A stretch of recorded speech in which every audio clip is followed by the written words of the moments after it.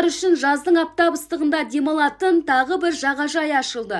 Ескекесу арнасында орналасқан бұл жағажайға 7 жасқа дейінгі балалар тегін, 7 жастан 16 жасқа дейін 500 теңге, ал ересектер 1000 теңге төлеп кіре алады. Осы киелі түркістанымыз дами берсін, көркей берсін, барлықтарыңызға жаңа орын құтты болсын деп айтып келеді. Мұнда 4 бақылау мұнарасы, балалар ойын алаңы, спорт алаңдары және арнайы үстелдер қойылған. Түркістан қаласынан жаңадан ашылып жатқан Ескекесу арнасы керемет.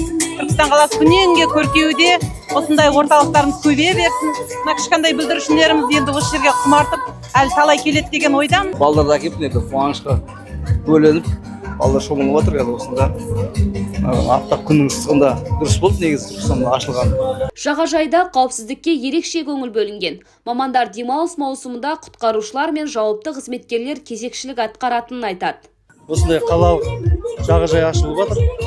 Жағажайдың жалпы міндеті осы күн ыстық кезінде халыққа қызмет көрсету, барынша балалардың жазғы демалыстарын қауіпсіз өткізу мақсатында. Сонымен қатар мамандар демалушылардан қауіпсіздік ережелерін сақтап, арнайы жабдықталған жерде суға түсуді сұрады. Адам өмірі қашанда бірінші орында болмақ.